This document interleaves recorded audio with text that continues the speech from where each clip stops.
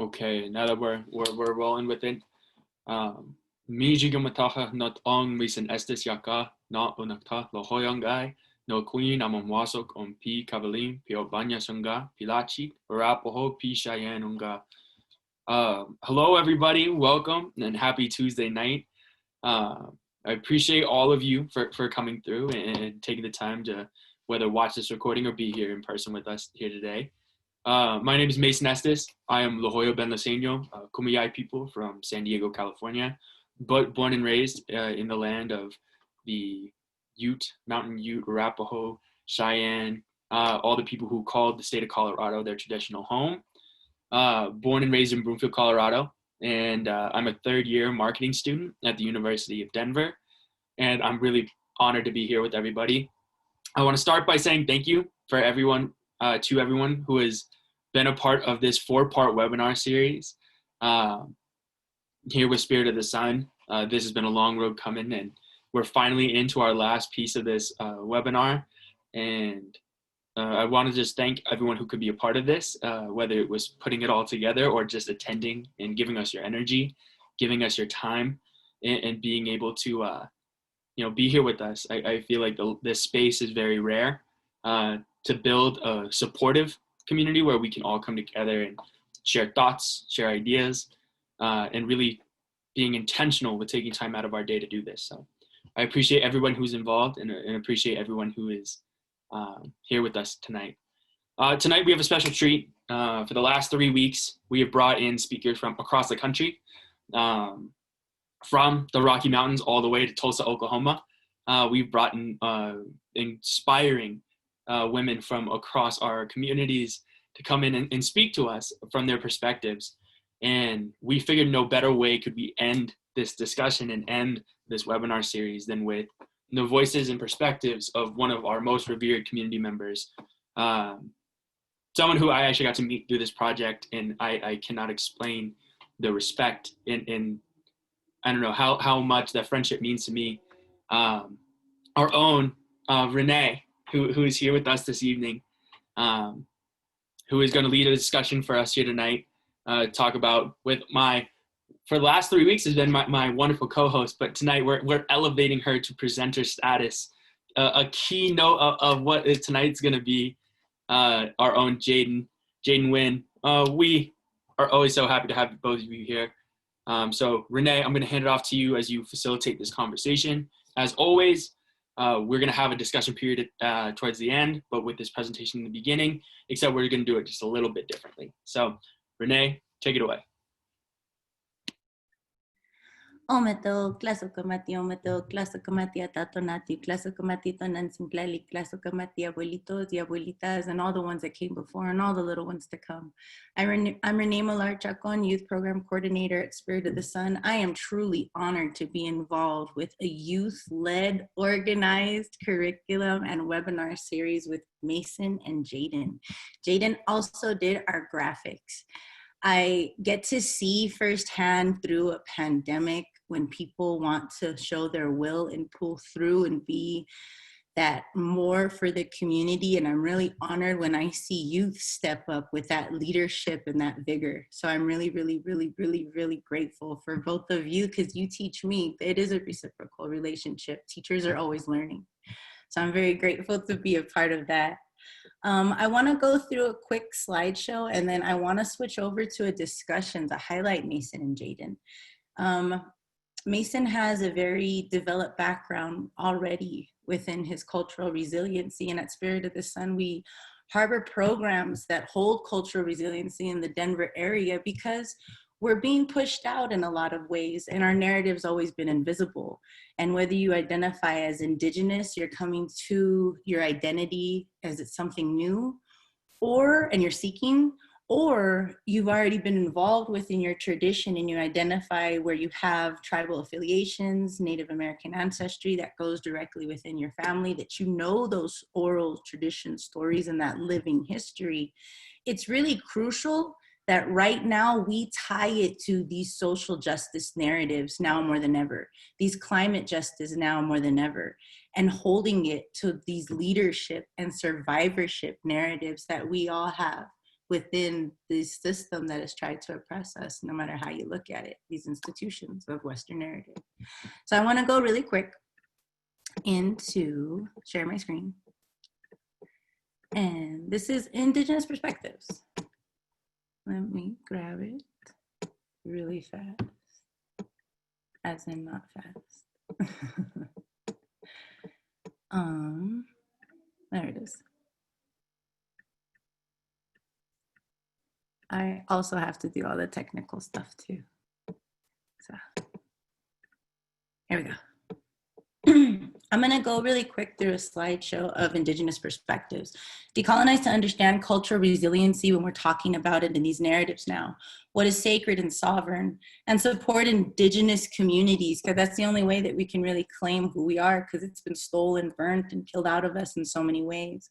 And communities now, in our identity now, to reclaim land and wealth redistribution to fight against racism.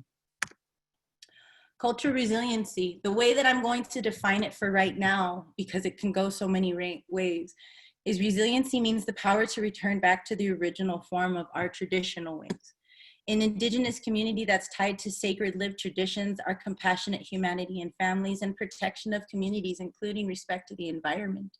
Our Indigenous communities have been overcoming adversity because of the maintained traditional languages, cultural traditions, and community leaders and values through known genocides.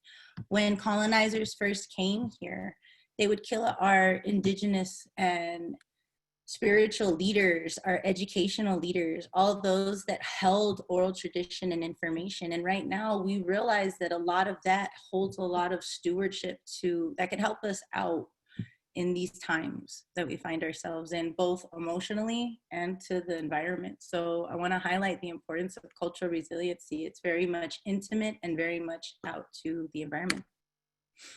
But our identity has been invisible for a very long time in the American identity, but it's lost. And I see a lot of students seeking, and this is why we needed to highlight Mason and Jaden. We need to have a systemic reimagining to address historical, cultural, and educational genocide and neglect in our narratives and the power dynamics that has completely oppressed us. That starts with the best concept I can describe it as: a sacred thought.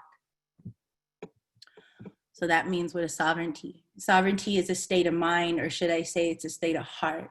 It has more to do with how we conduct daily mundane actions than the heroic acts of war. Do we speak to our children in our native languages? What name leads us to the sacred? What rituals do we use to acknowledge our presence here? Tribal sovereignty is the ability to say who we are and what we are, and to think for yourself. It means the ability to run your own schools and move about in the world with dignity as your own nation.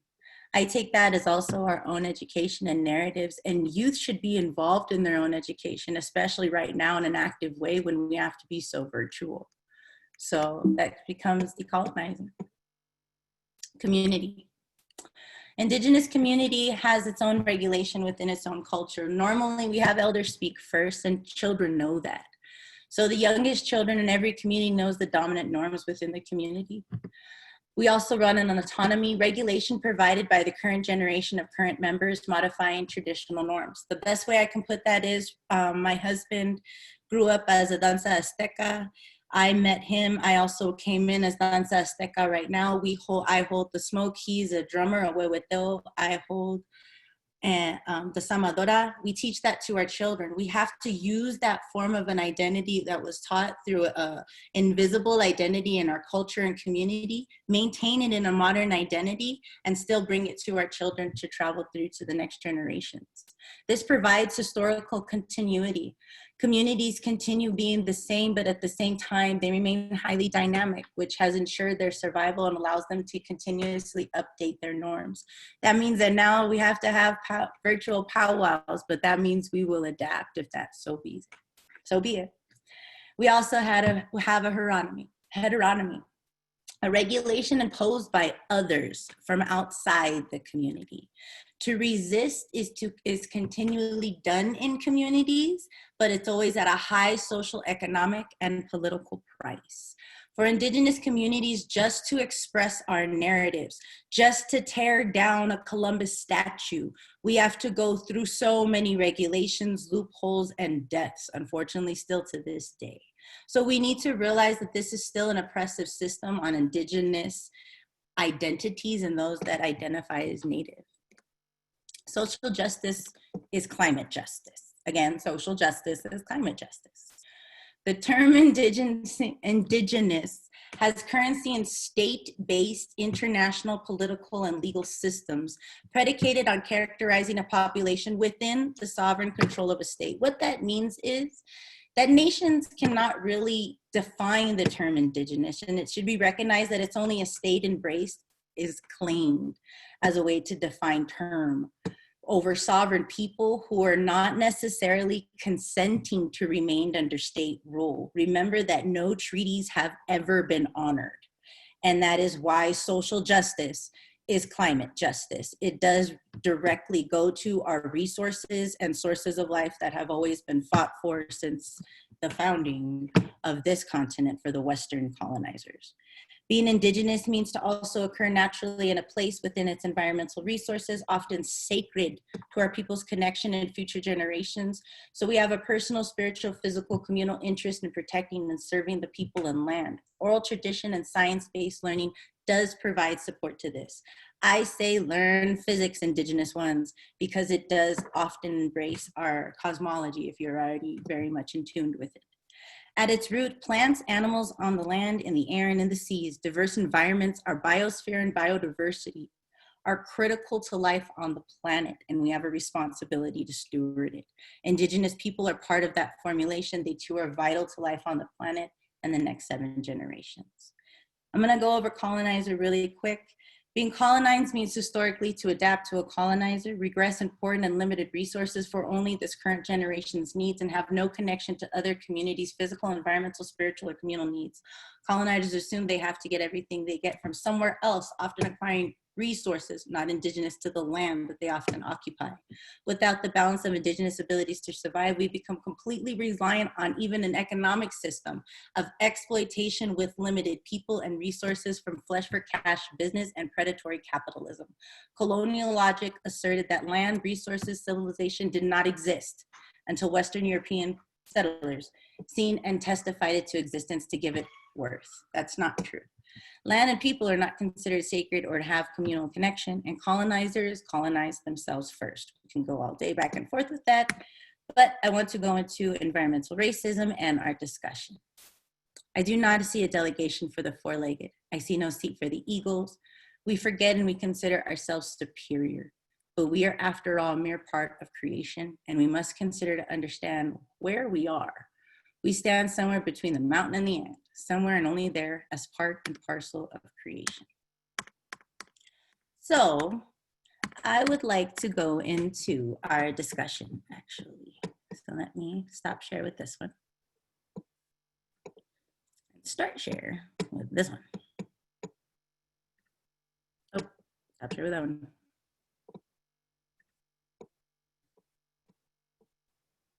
There we go.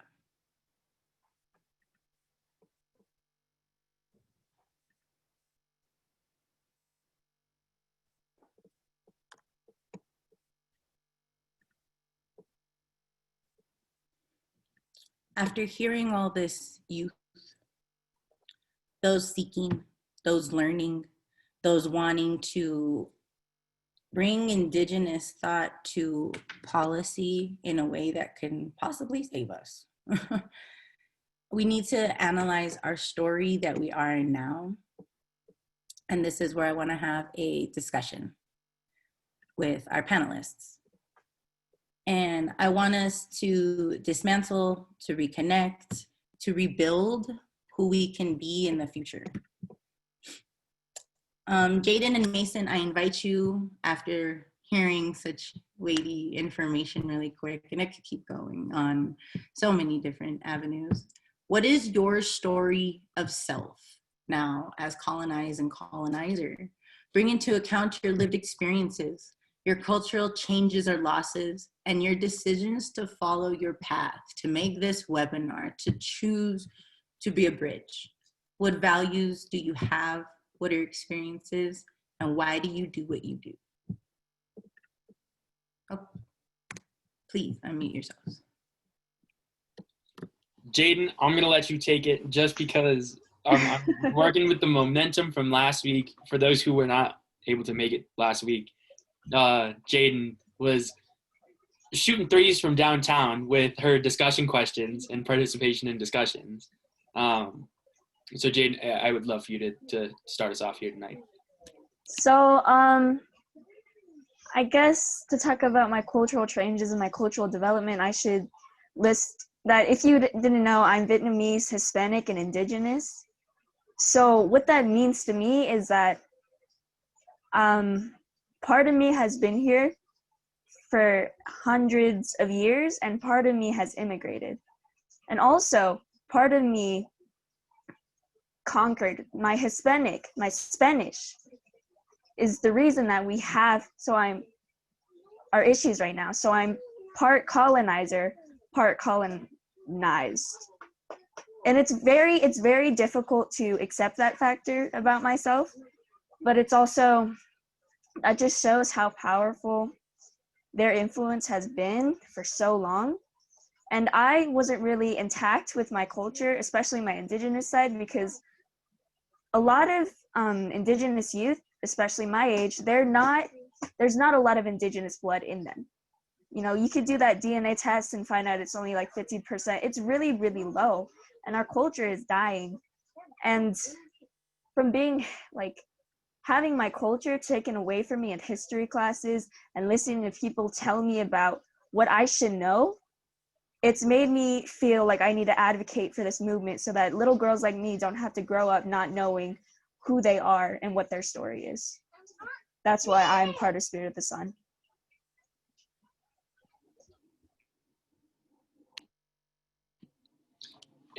And that is incredibly powerful. And I see that with, also Jaden, if you want to say like how old you are, where you're in school and where you go to school, just because that way gives a little bit more context. Yeah. Sorry, my siblings started yelling, so I had to mute myself.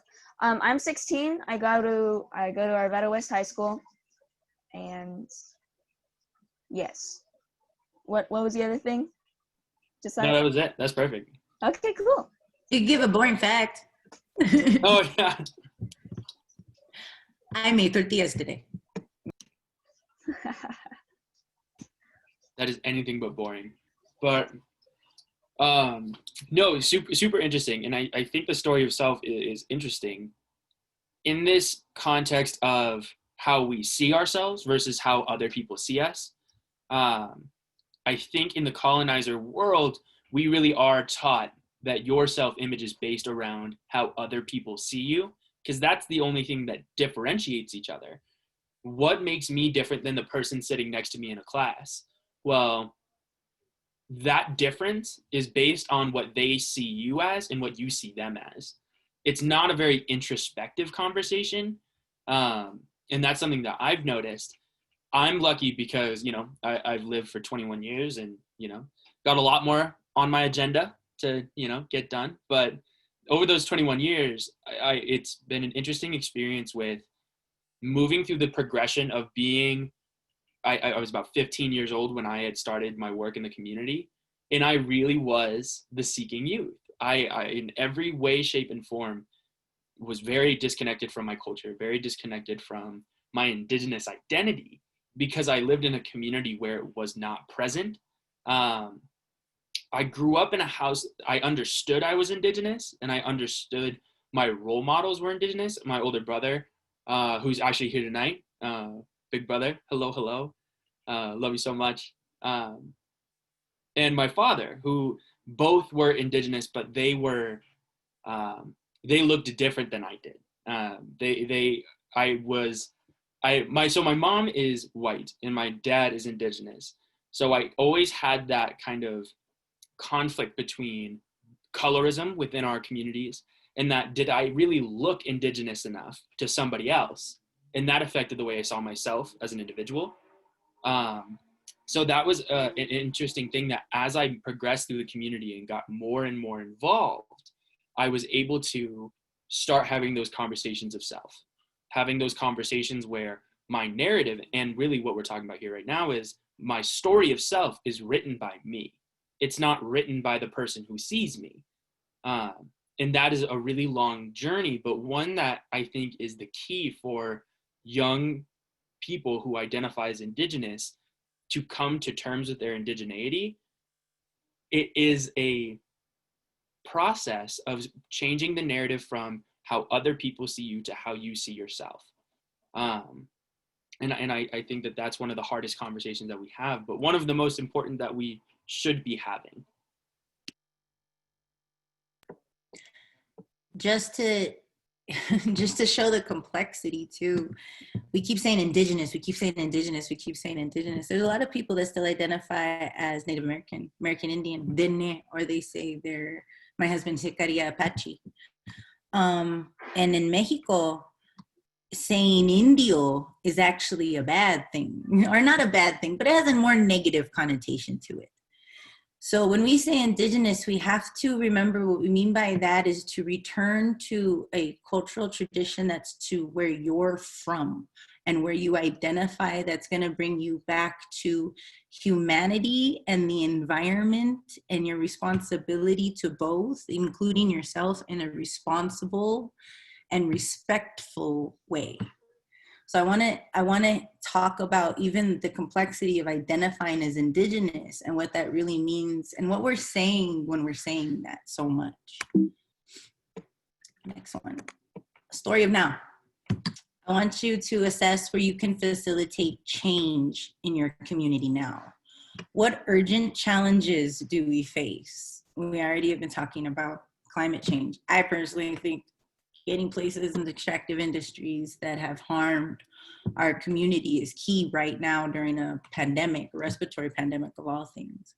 And what choice can we all call upon others to make? Jaden, you're first. I could go on all night about what challenges we face as an Indigenous people, as the election year is, you know, like the campaign is coming to an end. But I think what we really need to look at is, we talked about before how we play this game of Oppression Olympics sometimes when we get together, because there's so many movements that need help. I think the biggest challenge we face is cooperating. Because if we could just cooperate on so many different issues, on the Black Lives Matter movement, on the, you know, fresh water for Indigenous reservations movement, on the stop taking missing women from the reservations movement, if we could cooperate on these movements and get people who have suffered at the hands of colonialism to work together, we could make this world so much better for our Indigenous youth, or just our youth in general. That's the challenge I think we face. Because there's a lot thrown at us, but the biggest thing that we need to do is put down our pride and work together. Otherwise, we're just going to tunnel into the rabbit hole and we're not going to be able to escape. And then what choice we can call upon others to make is listen, all right? Go and meet new people. Learn about their experiences. Learn about where they come from. Educate yourself. Because if you do that, then you can understand more where the movement is coming from. And instead of ridiculing it, you don't have to support it, but you should learn to understand the people that are coming from where they are coming from. That's what I believe.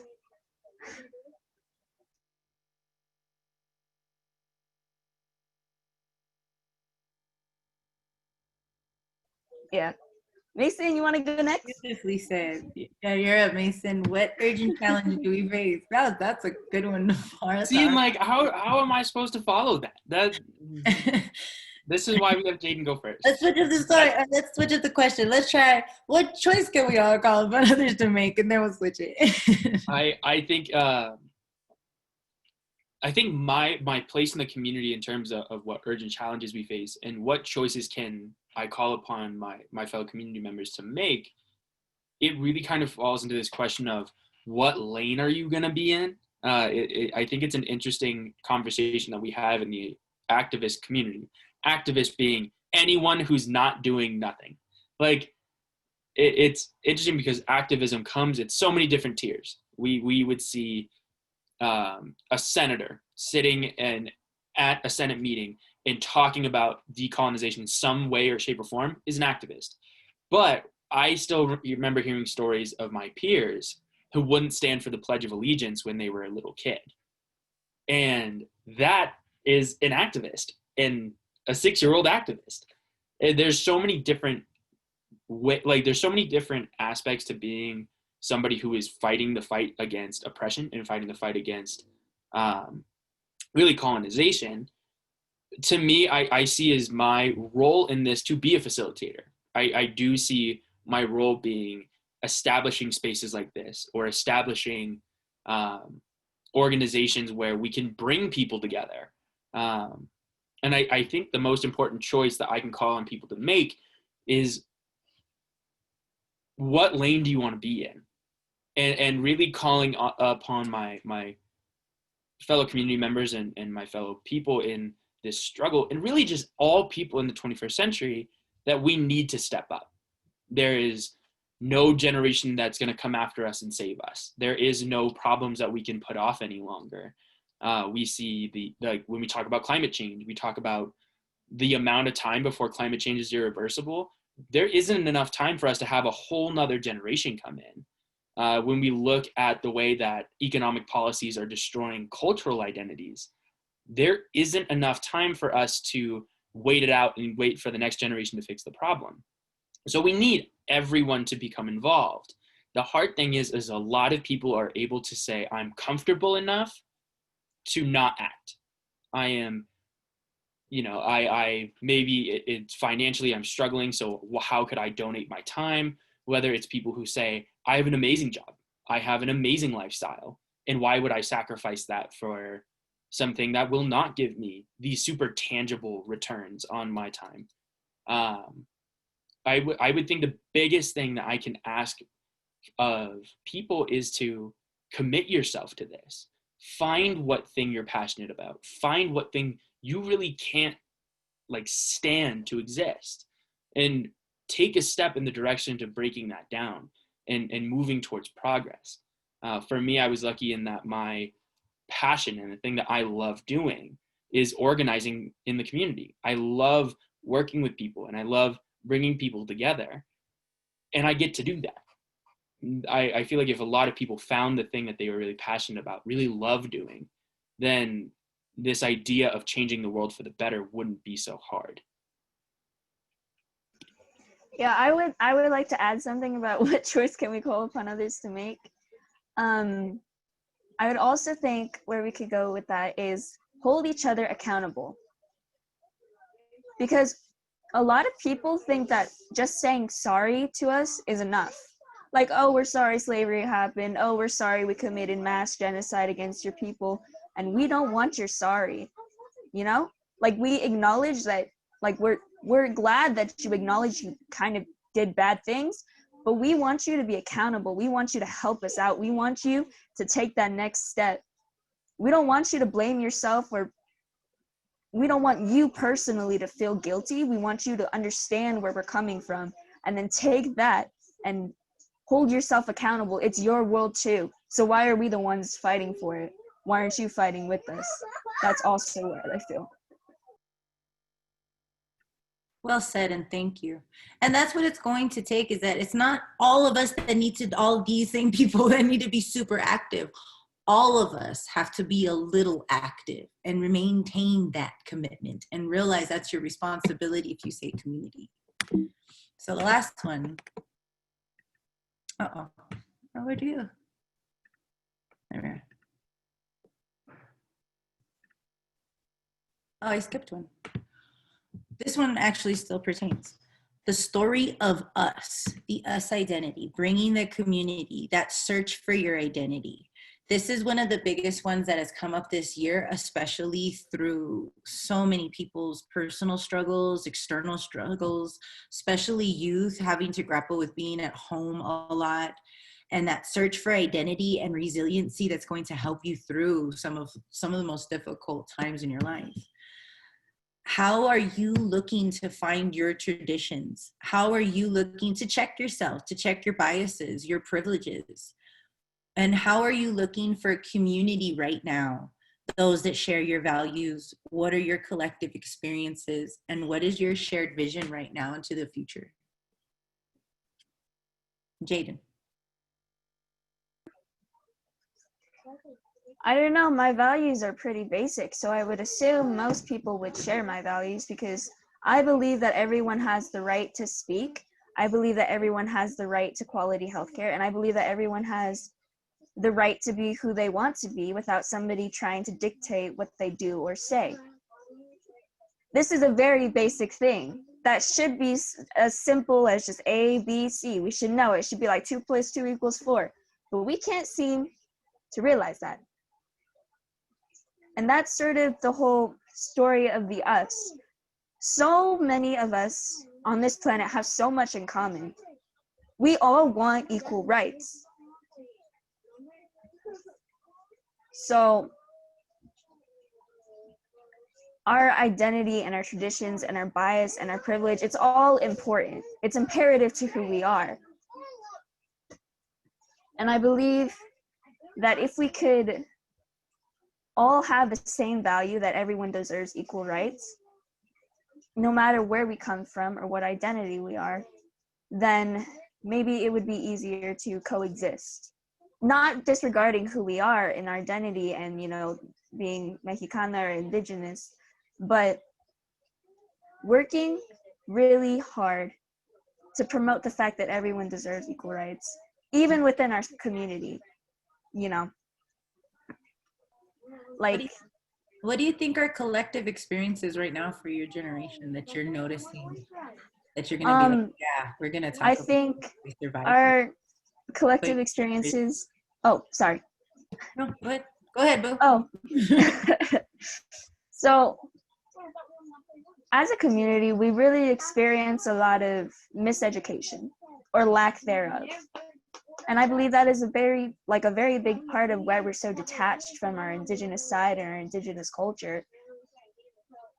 And we also kind of, I feel like before we really accept and have pride in who we are, sometimes we are ashamed of being Indigenous and being the survivors of the original protectors. And I feel like knowing that we all think that way, or relatively at some point we do, that should give us even more reason to want to fight that and try to prevent that from happening, or try to educate our youth, try to educate everyone that we can, that we're alive, we're here, and we're resilient. Yes.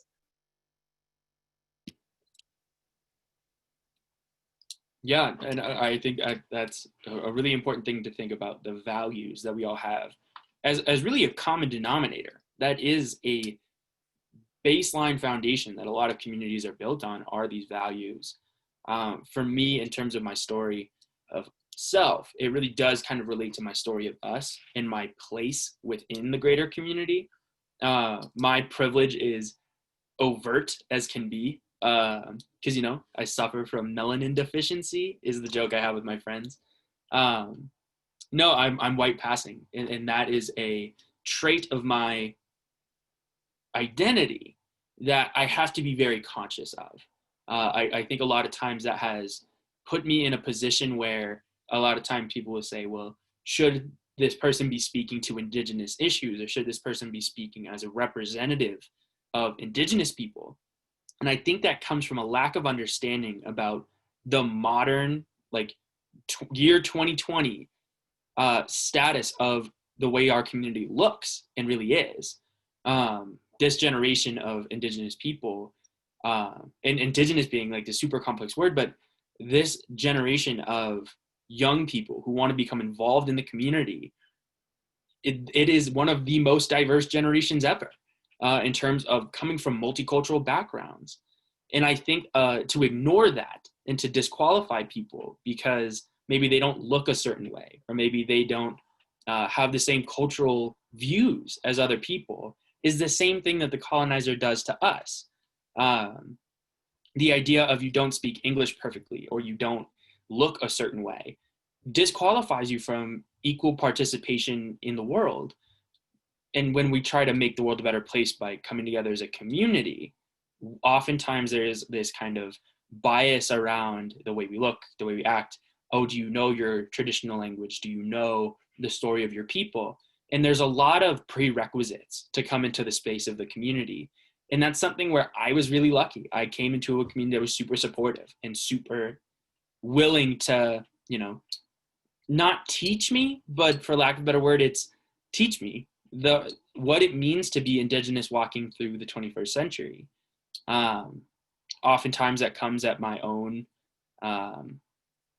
privilege of saying I probably shouldn't speak up in this space because I look a certain way and I don't want to seem like I'm coming in here claiming to be something that I'm not. But oftentimes it depends on the community that I'm in. I've been blessed to have so many people who are willing to support me and being able to share spaces, not based on the way I look, not based on where I come from, but based on who I am. I think an interesting idea of like these traditions, it is very similar to values. Our traditions is a baseline and a foundation of identity. And once we learn those, or not even learn, once we reconnect to those traditions and reconnect to our sacred thought, really, once we have that conversation with ourselves, we start to be able to break down these biases that we have in our communities, and we start to be able to acknowledge our privileges. So for me, I would think that my story of us is that the community is moving in this way that it is inviting. It is bringing together people instead of separating us based on these odd constructs that were only given to us by people who wanted to keep us apart.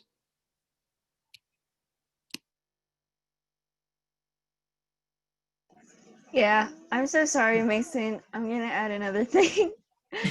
Go ahead. So the story of us should be about changing and adapting so that we all can coexist in this world that we're on. That's what I feel. That should be our story. That no matter what the world throws at us, we collectively work with each other, adapt, and do what we can to make this world a better place for all.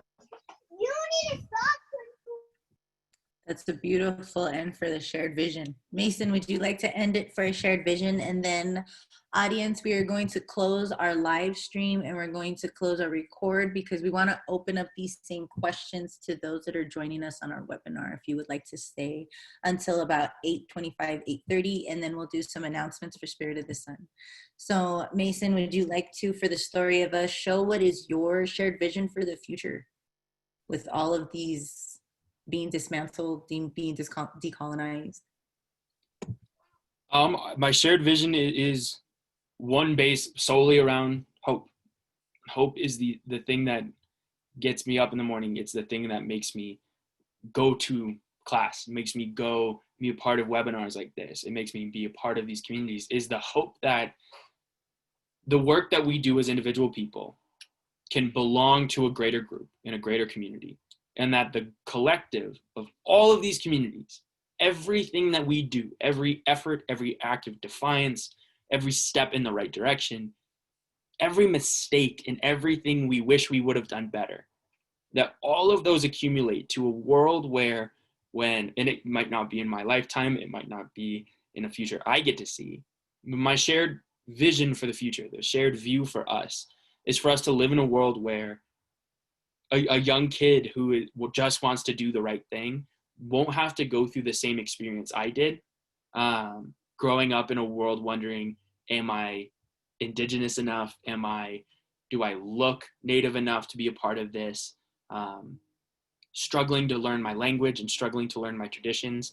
I think if all of us do our part to change the things in the littlest ways, we can live in a world where a kid can grow up and say, I know my language because I was sung my people's songs as lullabies, not searching for them when you're in your 20s. Being connected to the land and the water, being a common practice within our homes, and being something really accessible for a young person, instead of us worrying about, will this water be here in 5 years?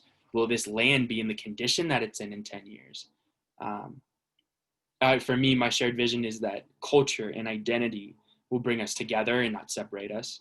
What we believe and what we see is not going to be the thing that drives us apart, but brings us together. I have a lot of hope in what our future looks like, and what we as people can achieve if we all base ourselves on, we love one another, and we all love the land, and we all love our spirit. If we have that together, I see that as my shared vision of us, a brighter future, one with hope. Well said. Thank you very much. I am going to go ahead and stop our live stream on Facebook. Also to stop our recording. Actually, for now, hold on. I'm gonna pause it.